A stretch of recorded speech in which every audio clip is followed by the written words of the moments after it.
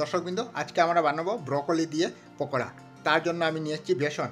বেসনের মধ্যে দেব অল্প চালের আটা যাতে কুরকুরা হয়। তার সাথে দেব 1 চামচ সুজি। সুজি দিলে মুচমুচে হবে। তার সাথে দেব 1 চামচ কর্নফ্লাওয়ার। এখন দিচ্ছি অল্প ব্রেড ক্রাম্বস। এখন দেব অল্প গোটা ধনিয়া, গোটা জিরে। তার সাথে দেব কালি জিরে অল্প। এখন দেব অল্প গোটা ধনিয়া। এখন দেব পরিমাণ মতো নুন।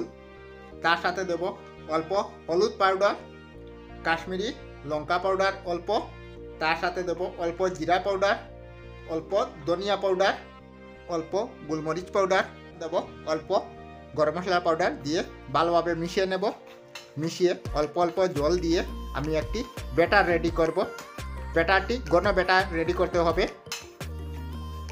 না হলে হবে না। জলটি একসঙ্গে দেবেন না, না হলে ব্যাটারটি হালকা হয়ে যেতে পারে। তার সাথে দেব অল্প কাঁচা লঙ্কা কুচি, অল্প চিলি ফ্লেক্স ও ধনিয়া পাতা।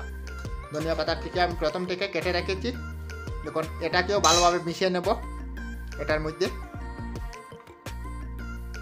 একদম সম্পূর্ণ নিরামিষ পকোড়া বানাবো আজকে আমি।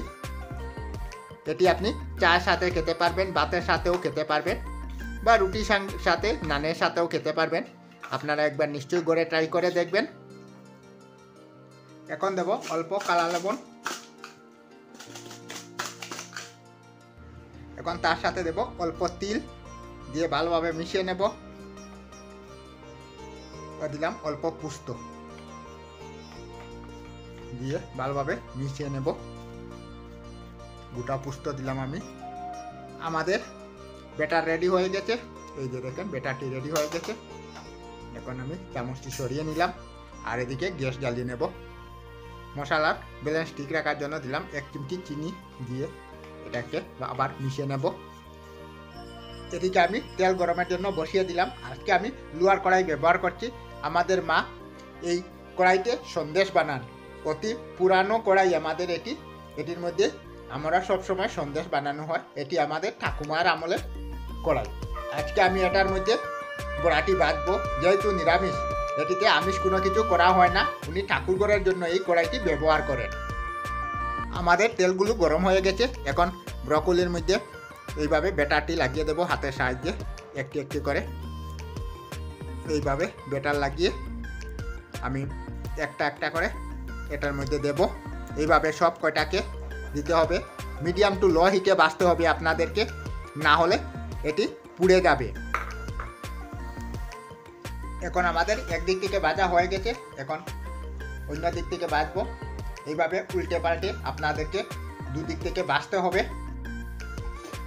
দেখেন, হিট হওয়ার সঙ্গে সঙ্গে আমাদের ব্রকলির পাপড়িগুলো একটি একটি করে পকোড়াগুলি আলাদা হয়ে গেছে।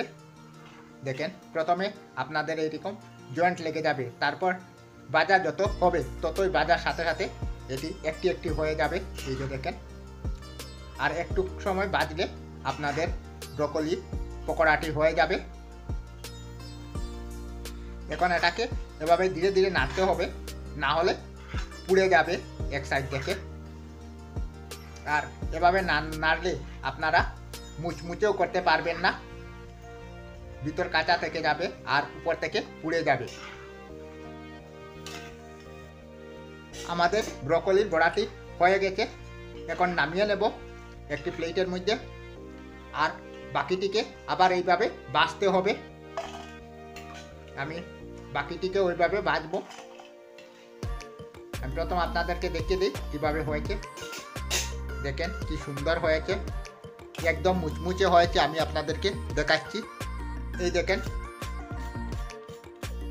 একদম মুচমুচে আর ভিতর থেকে সফটি। আমি একটি ভেঙে দেখাচ্ছি আপনাদেরকে। এই যে দেখেন, ভিতর থেকে একদম সফটি।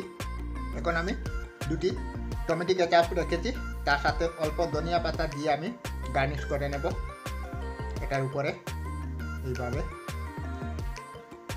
তারপর অল্প আমি চাট মশলা এখানে দিয়ে দিচ্ছি। ফ্লেভারের জন্য। আপনারা এটি চায়ের সাথে বা ভাতের সাথে নিশ্চয়ই একবার ট্রাই করে দেখবেন, আমার তো মনে হয় ভালোই লাগবে। আর ভিডিওটি সম্পূর্ণ দেখার জন্য অশেষ ধন্যবাদ। আবার আরেকটি নতুন ভিডিওতে নতুন কিছু নিয়ে আপনাদের সাথে দেখা হবে। ততক্ষণ ভালো থাকুন, সুস্থ থাকুন, নিজের যত্ন রাখুন। ধন্যবাদ।